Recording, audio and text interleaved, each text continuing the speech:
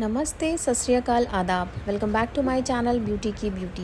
तो आज हम लोग का दिन था दिल्ली में दूसरा और हम लोग चले गए थे राष्ट्रपति भवन यानी प्रेसिडेंट्स हाउस पे। और हम लोग बहुत ही टाइम से पहुंच गए थे, लेकिन हम लोग को 1 घंटे इंतज़ार करना पड़ा क्योंकि यहाँ प्रेसिडेंट का मोमेंट हो रहा था। फाइनली हम लोग अंदर पहुंच गए थे और रजनीश से रजिस्ट्रेशन करा लिया था। यहाँ पे आप ऑनलाइन रजिस्ट्रेशन करा सकते हैं। यहाँ पर पर्सन ओनली 50 रुपीज़ लगता है। तो आप कोई भी यहाँ पे आए तो राष्ट्रपति भवन ज़रूर घूमिएगा।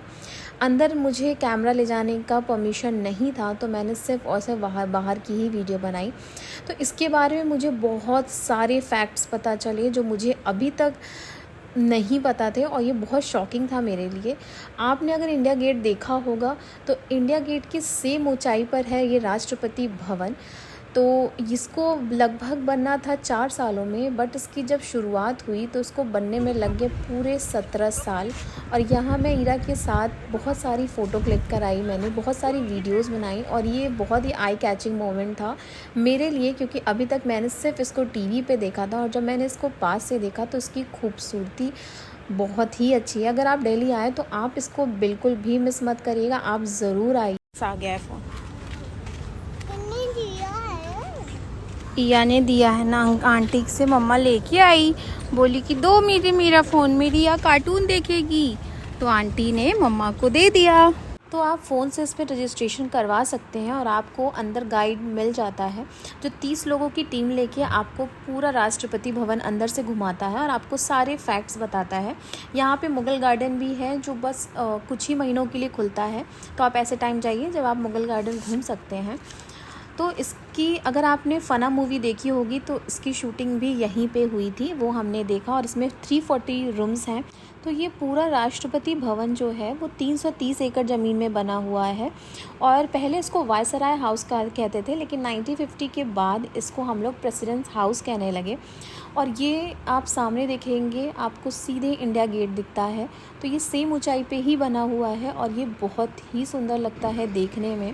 और जब हम लोग बाहर निकले तो बहुत ज़्यादा बारिश हो चुकी थी, तो हमने तुरंत ऑटो ली और ऑटो से हम लोग चले गए दिल्ली दर्शन के लिए। ऑटो में जो व्यू मिलता है वो आपको कहीं नहीं मिलता और बारिश हो चुकी थी तो गर्मी भी नहीं थी और धूल मिट्टी भी नहीं थी।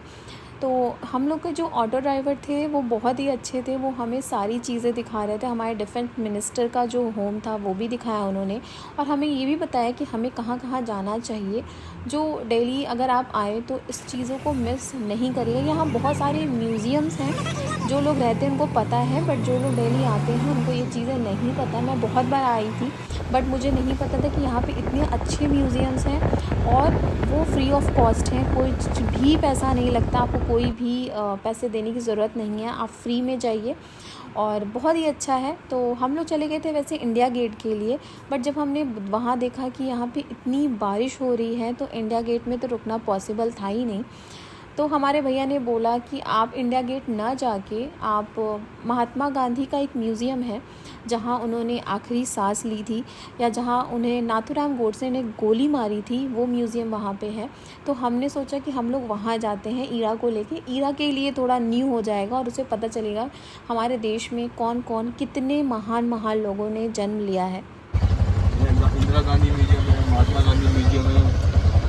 अच्छा, कितनी दूर है? यहाँ से दूर है 5 किलोमीटर। मोदी जी का उसके पास।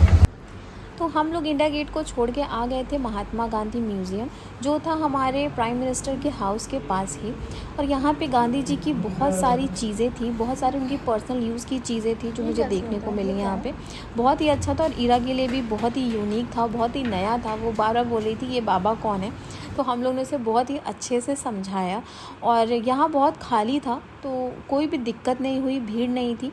और यहाँ पे बहुत सारी चीज़ें भी हमने पढ़ी, बहुत सारी चीज़ें हमने जानी जो हमें नहीं पता थी।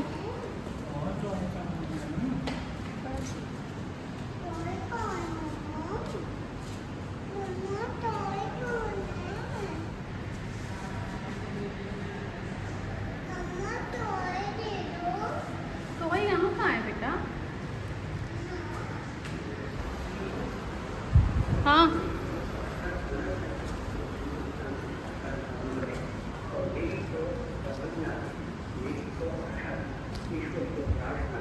गांधी जी के बाद कि जिसने सारी दुनिया का एक अगर आज़ाद बनना है तो हिंदुस्तान के जैसे आज़ाद बनना। इस वक्त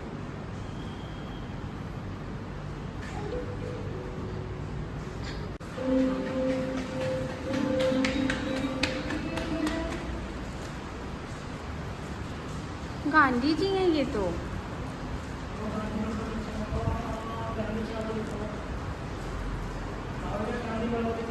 ईरा भागते भागते बारिश में चली आई थी और जैसा कि आप देख रहे हैं बारिश बहुत ही तेज़ हो रही थी, तो हम लोग फिर चले गए अंदर जो हमने चीज़ें मिस कर दी थी। तो यहाँ पे गांधी जी से रिलेटेड मूवी दिखाई गई जो बहुत ही अच्छी थी कि गांधी जी कैसे रहते थे, उनका घर कहाँ था, ये सब चीज़ें हमें दिखाई गई।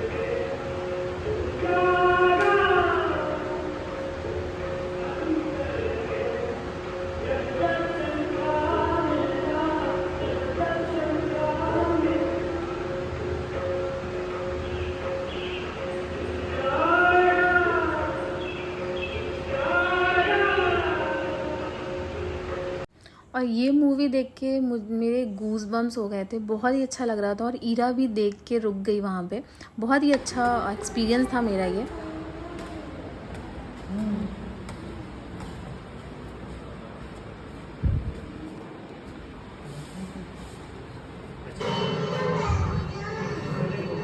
देखो व्हील, देखो उनका चरखा है बेटा,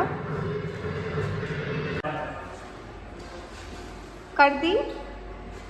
तो अंदर बहुत सी चीज़ों की वीडियो मैं नहीं बना पाई क्योंकि वो अलाउ नहीं था, तो जहाँ मुझे मौका मिला मैंने वहाँ वीडियो बना ली।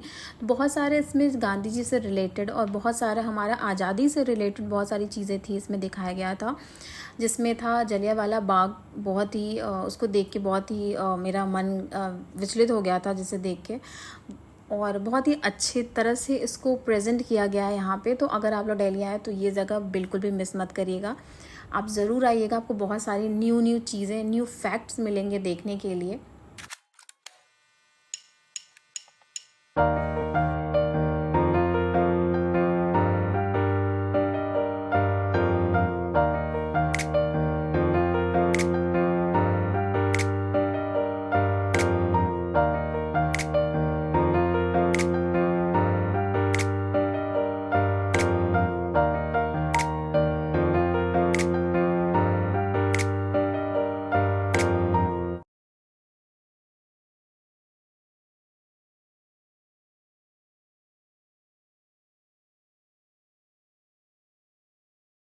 तो यहाँ पे हम लोग ने पूछा कि वो कौन सी जगह है जहाँ पे गांधी जी को गोली लगी थी, तो हमने जब पता किया तो वो सामने ही थी।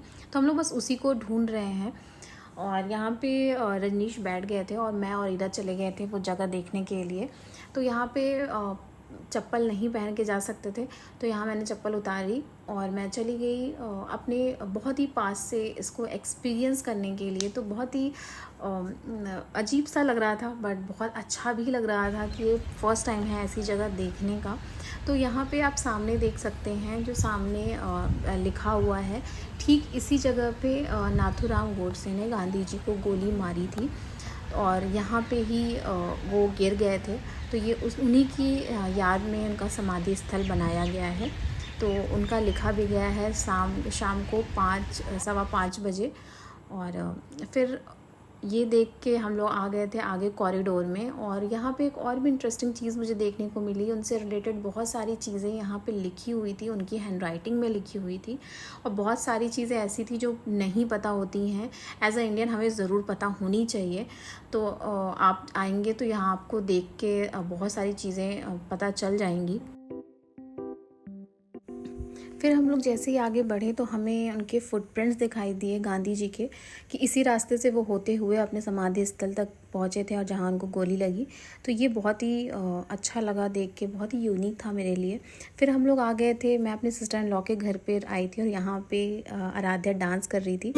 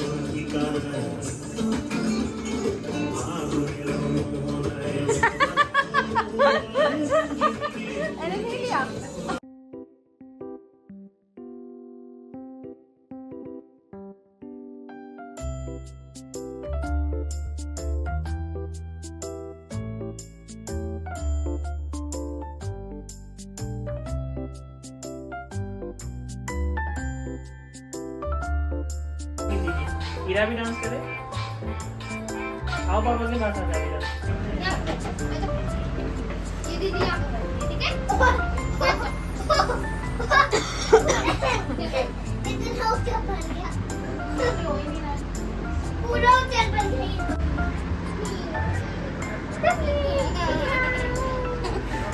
आप मेरे पास रहोगे?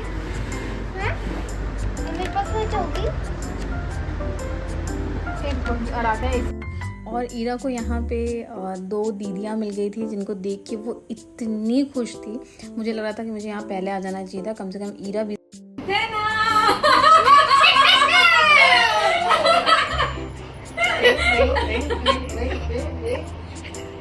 क्या कहना है आपका? Oh my God!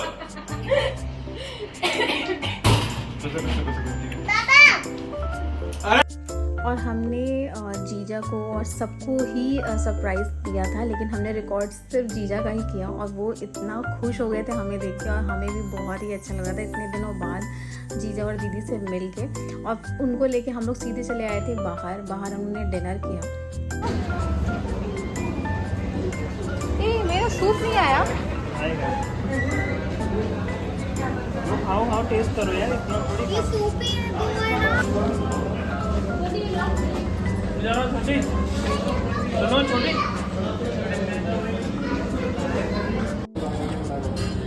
ये तो मम्मा का खाना कितना छोटा सा है, मम्मा की तरह। क्या है ये?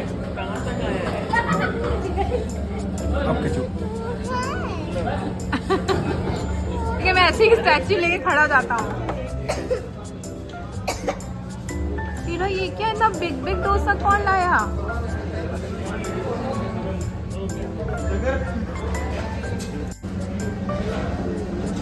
खाऊंगी यार, आता है क्या खा रही है।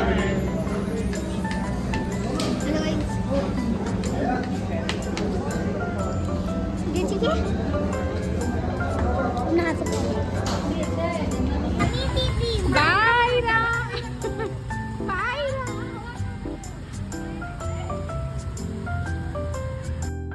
और ईरा यहाँ पे जीजा और रजनीश के साथ स्कूटी पे घूम रही थी और मैं इसको रिकॉर्ड कर रही थी। उसको इतना मज़ा आ रहा था। बाय ईरा।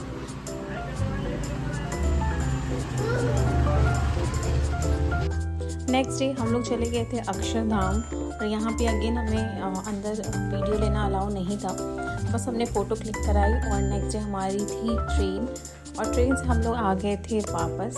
तो बस आज के लिए इतना ही। आई होप आपको मेरा ये ब्लॉग पसंद आया हो। पसंद आया तो प्लीज़ थोड़ा सा प्यार बढ़ाइए और ज़्यादा से ज़्यादा शेयर कर दीजिए मेरी वीडियो को। तो तब तक के लिए नमस्ते, bye bye, thank you for watching.